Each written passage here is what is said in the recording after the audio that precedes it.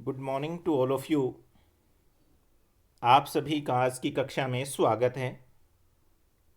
आज हम हमारे जलवायु के पाठ को हमारे नेक्स्ट पॉइंट वर्षा ऋतु या मानसून का आगमन से शुरू करेंगे।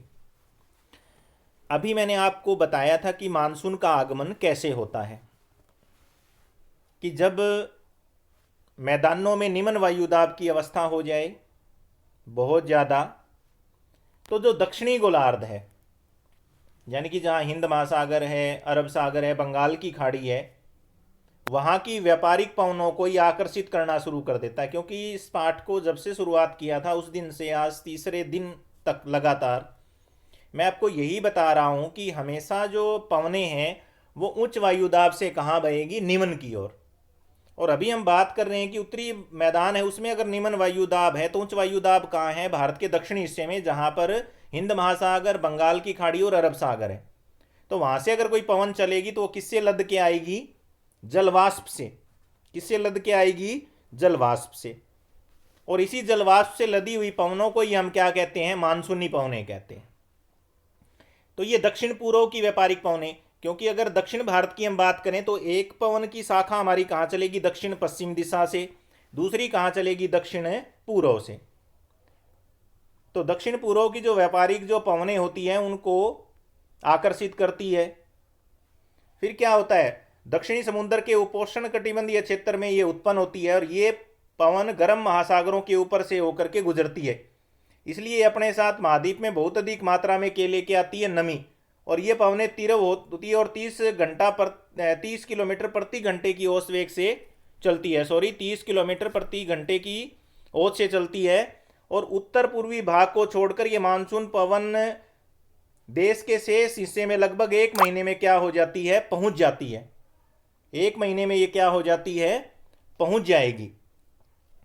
उसके बाद में दूसरा हमारे पास आता है दक्षिण पश्चिमी जो मानसून होता है, उसमें भारत में अंतर्वाह मौसम को पूरी तरीके से क्या कर देता है? परिवर्तित कर देता है। और मौसम के प्रारंभ में पश्चिमी जो घाट है उसके पवनामुखी होने के कारण, पवनामुखी का मतलब पवनों के बीच में आ जाता है। क्या आ जाता है? पवनों के मुख के सामने आ जाता है। पवनमुखी का मतलब होता है पवन के मुख के सामने आ जाना। और पवन के मुख में अगर कोई भी ढाल ऊंचाई की वस्तु आएगी तो वो वहां पर बारिश क्या करेगी? ज़्यादा। इसलिए पश्चिमी घाट के ऊपर वर्षा क्या होती है? बहुत ज़्यादा। और दक्कन का पठार और मध्य प्रदेश के कुछ भागों में इससे क्या होती है? वर्षा होती। क्यों? क्योंकि ये वृष्टि छाया क्षेत्र में आते हैं। वो मैंने आपको एक डायग्राम बना के बताया था। ऐसे यहाँ टकराएगा तो यहाँ वर्षा होगी और यहाँ वर्षा नहीं होगी। तो ये किसकी छाया में आ गया? वृष्टि, वर्षा की छाया में आ गया। ये क्या कहता है आगे? इस मौसम की अधिकतर वर्षा जो है भारत के किस भाग में होती है? उत्तर पूर्वी भागों में होती है। और उत्तर पूर्वी अगर हम भारत की भाग की बात करते हैं तो दक्षिण की श्रृंखलाओं के अंदर, जो दक्षिण पूर्व की है उसमें मासिनराम के अंदर विश्व की सबसे ज़्यादा क्या होती है? औसत वर्षा। उसका कारण बता देता हूँ। यहाँ पर 3 पहाड़ियाँ हैं, गारो, खासी और जयंतियाँ। और ये तीनों की तीनों कीप का आकार बना देती है। ऐसे एक यहाँ होगी, एक यहाँ और एक यहाँ, कीप बन जाती है। अगर यहाँ पर कोई बारिश होगी तो ये कहाँ आ जाएगी? सारी इस भाग में आ जाएगी। और यहाँ नमी क्या होगी? ज़्यादा। ऐसा आकार बना देती है तीनों की तीनों मिल करके। उसके बाद नेक्स्ट हमारे पास आता है जो मानसून से संबंधित एक अन्य जो परिघटना है वो क्या होती है? वर्षा में विराम। अब ये कब होता है? इसमें आर्द्र और शुष्क दोनों तरह के अंतराल होते हैं। मानसूनी वर्षा एक समय में कुछ दिनों तक होती है और कुछ समय के बाद फिर क्या हो जाती है? वर्षा होनी बंद हो जाती है। आपने मानसून की वर्षा में देखा होगा 5-4 दिन बारिश होती है, उसके 5-7 दिन के बाद मौसम साफ हो जाता है, उसके बाद फिर बारिश जो है होनी शुरू हो जाती है। तो मानसून में आने वाले जो ये विराम है इनको क्या बोला जाता है? मानसूनी गर्त बोला जाता है। क्योंकि निम्न वायुदाब का क्षेत्र उस जगह से हटके किसी दूसरे क्षेत्र में चला जाएगा तो वहां बारिश होनी शुरू हो जाएगी। उस क्षेत्र को छोड़ के किसी और क्षेत्र में चला जाएगा तो वहां पर बारिश होनी शुरू हो जाएगी। तो इस कारण ये जो गर्त है ये उत्तर से दक्षिण की ओर खिसकता रहता है, जिसके कारण वर्षा का स्थानिक वितरण भी क्या हो जाता है? सुनिश्चित। अलग अलग भागों में अलग अलग समय में क्या करती है? वर्षा करती है। और जब मानसून के गर्त का अक्ष मैदान के ऊपर होता है तो मैदानी क्षेत्रों में बहुत ज़्यादा क्या होती है? बारिश। पर्वतीय क्षेत्रों में हो जाएगा तो पर्वतों के ऊपर क्या होगी, बहुत ज़्यादा बारिश, इससे नदियों में क्या आ जाएगी, बाढ़, और सतल भागों में भी नदियां क्या ले आएंगी, बाढ़ ले आएंगी। ये देखिए लंबे समय तक शुष्क अवस्था रहती है अगर ये कहाँ चला जाएगा, हिमालय में।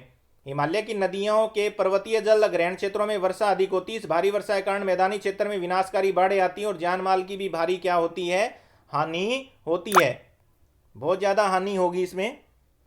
उसके बाद है यह निम्न वायुदाब का जो क्षेत्र है वो कहाँ पर होता है, बंगाल की खाड़ी के ऊपर बनता है। कहाँ बनता है, फिर बंगाल की खाड़ी के ऊपर बन जाता है। तो फिर क्या होगा, जो मुख्य सतलीय जो भाग है उसको भी क्या कर जाएगा, ये पार कर जाएगा। और यह गरत निम्न वायुदाब के मानसून गरत के अक्ष के अनुसार होता है और मानसून इसकी अनिश्चितता के लिए जाना जाता है। शुष्क और आर्द्र स्थितियों की तीव्रता, आवर्ती, समय, काल की भिन्नता होती है। इस कारण कई बार एक भाग में बाढ़ आती है तो दूसरे में क्या बढ़ जाता है, सूखा, क्योंकि जो मानसून का गरत है उस क्षेत्र को छोड़ता ही नहीं है, वहां बारिश करता रहता है, दूसरे क्षेत्र में वो जाता नहीं, वहां बारिश नहीं होती, वहां सूखा पड़ता है, दूसरे स्थान पर क्या पड़ता है, फिर बाढ़ आ जाती है। उसके बाद में हमारे पास नेक्स्ट जो हमारा पॉइंट आता है वो होता है मानसून की वापसी। अब मानसून की जो वापसी होती है वो कैसे होती है, मानसून की जो वापसी होगी ये ऐसे होगी जब मैदान के ऊपर क्या हो जाएगा, उच्च वायुदाब का क्षेत्र, और समुद्र पर क्या हो जाएगा, निम्न वायुदाब का क्षेत्र, तो पवनें अपनी दिशा क्या कर लेगी, बदल लेगी। ये देखिए अक्टूबर नवंबर के दिनों में दक्षिण की तरफ सूर्य के आभासी गति के कारण मानसून गरत या निम्न वायुदाब वाला क्षेत्र उत्तरी जो मैदान उससे शिथिल हो जाता है और धीरे धीरे उच्च दाब इसका स्थान ले लेता है, और दक्षिण पश्चिमी मानसून शिथिल हो जाते हैं और धीरे धीरे पीछे हटने लगते हैं।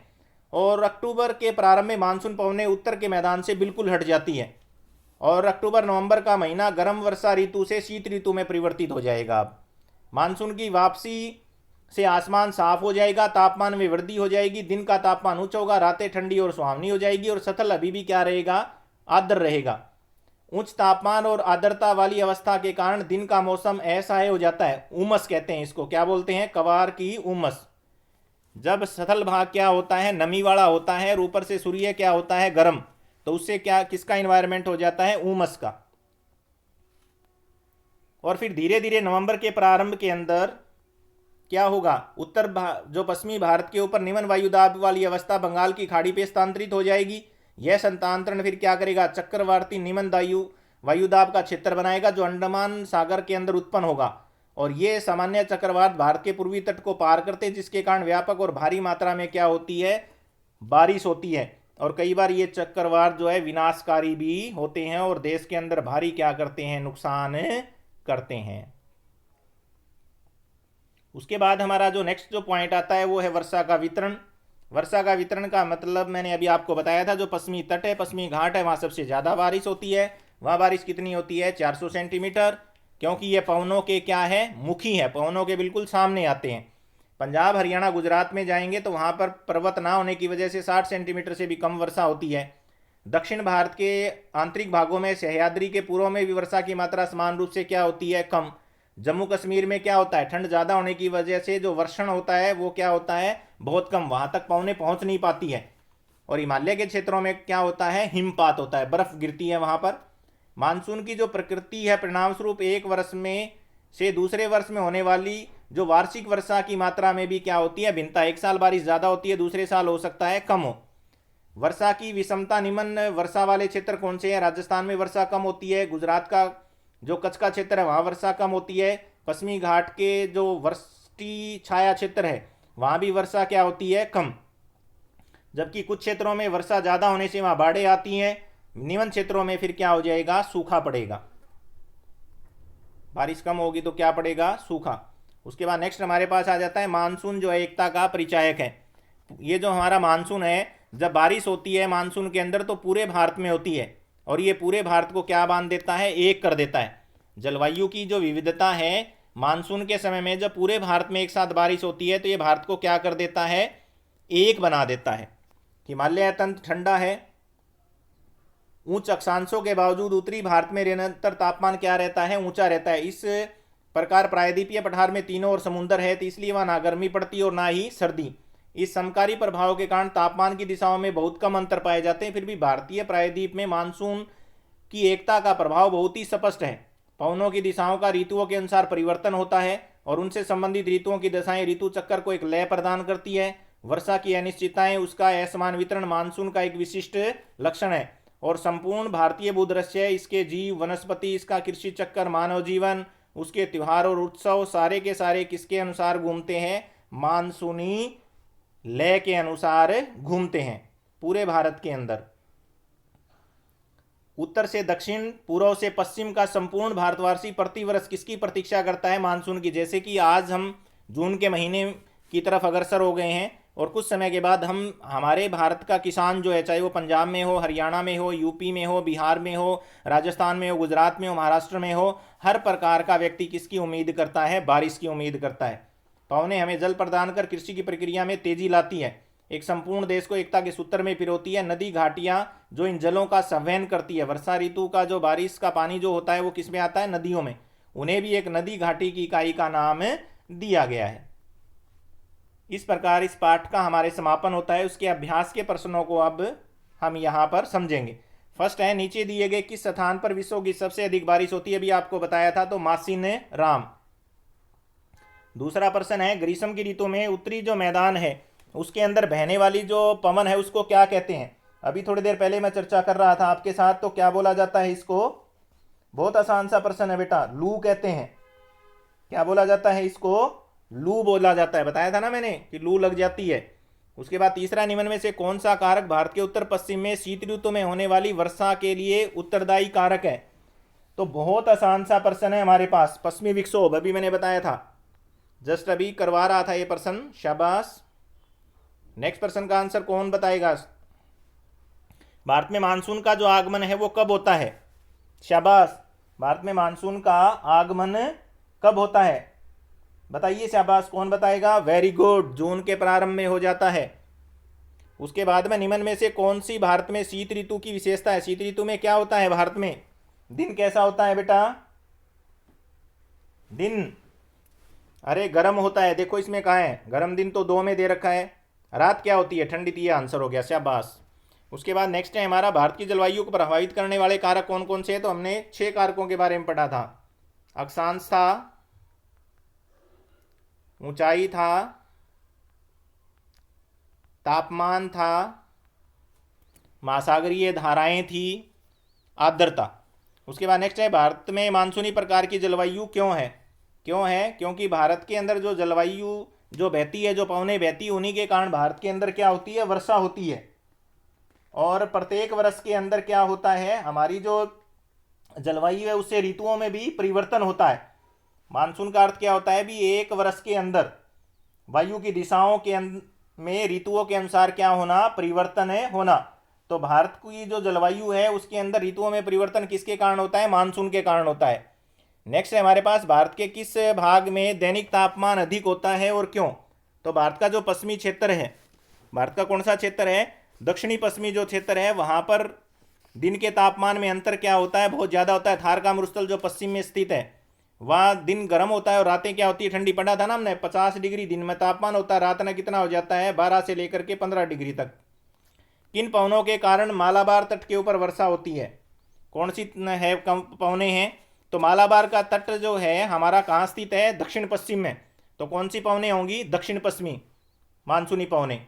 जेट वायु धारा भी बताई थी मैंने आपको, ये जो है 110 किलोमीटर तो गर्मियों में, 184 किलोमीटर प्रति घंटे की रफ्तार से सर्दियों में क्या होती है? ये बहती, और ये 27 डिग्री से 30 डिग्री अक्षांश के बीच बहती है। मानसून को परिभाषित कीजिए। अभी बताया था इसकी शब्द की उत्पत्ति जो है अरबी भाषा के मौसम शब्द से हुई है, जिसका अर्थ है वर्ष के अंदर पवनों का ऋतुवत परिवर्तित दिशा में बदलना। एक बार पवनें दक्षिण से कहाँ चलेगी? उत्तर की ओर। उत्तर से कहाँ चलेगी? पूर्व की ओर। ऐसे वो चेंज होती रहती है। मानसून को एक सूत्र में बांधने वाला क्यों समझा जाता है? क्योंकि पूरे भारत के जो त्यौहार है, हमारी जो ऋतुएं हैं, हमारी जो भौगोलिक स्थिति है, हमारी जो संस्कृति है, वो किससे जुड़ी हुई है? मानसून से जुड़ी हुई है। ये प्रत्येक जीव को, हमारे कृषि चक्कर को, मानव के जीवन को, हमारे त्यौहार और उत्सव है उसको, हमारी जो वनस्पति है उसको, सबको प्रभावित करते हैं। उसके बाद में नेक्स्ट प्रश्न है हमारा, उत्तर भारत में पूर्व से पश्चिम की ओर वर्षा की मात्रा क्यों घटती जाती? क्योंकि जैसे जैसे मानसून जो है वो पूर्व से पश्चिम की ओर बढ़ता जाता है, उसके अंदर नमी की मात्रा कम होती जाती है। इस कारण भारत के पश्चिमी क्षेत्र थार के मरुस्थल में सबसे कम वर्षा होती है। उसके बाद नेक्स्ट आ जाता है, हमें कारण बताना है। कारण बताओ, भारतीय उपमहाद्वीप में वायु की जो दिशा है उसमें मौसमी परिवर्तन क्यों आता है? क्यों आता है मौसमी परिवर्तन? सबसे पहली बात क्या होती है, जो उत्तर पश्चिमी भारत है उसमें कम वायुदाब का क्षेत्र होता है और दक्षिण भाग में क्या होता है, उच्च वायुदाब का क्षेत्र। इससे पवनों की दिशाएं क्या हो जाती हैं, बदल जाती है। दूसरा क्या था, तो दक्षिण पूर्वी जो व्यापारिक पवनें हैं वो भूमध्य रेखा को पार करके किसकी ओर बढ़ना शुरू हो जाती है, उत्तर की ओर बढ़ना शुरू हो जाती है। किसकी ओर बढ़ना शुरू हो जाएगी, उत्तर की ओर। और भारत कितने और सागरों से घिरा है, तो 3 और, अरब सागर, बंगाल की खाड़ी और हिंद महासागर। उसके बाद नेक्स्ट है, भारत के अंदर अधिकतर वर्षा कुछ ही महीनों में क्यों होती है? क्यों होती है कुछ एक महीनों में?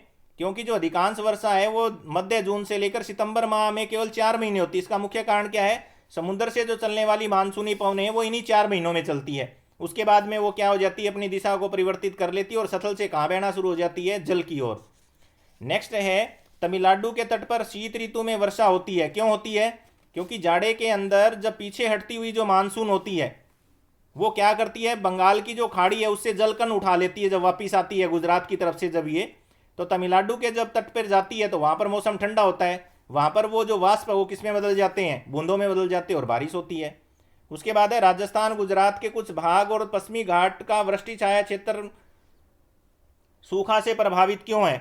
क्यों है? क्योंकि पश्चिमी जो घाट है उसके एक क्षेत्र के अंदर कुछ ऐसी चोटियां हैं जो पवनों के मुख के सामने आ जाती है, वहां वो बारिश कर देती है। दूसरी साइड में क्या नहीं जा पाती है, पवन जा नहीं पाती है। देखिए यही एग्जाम्पल बताया था मैंने, वो बारिश यहाँ कर देगी, यहाँ जा नहीं पाती है तो यहाँ क्या हो जाएगा, सूखा हो जाएगा।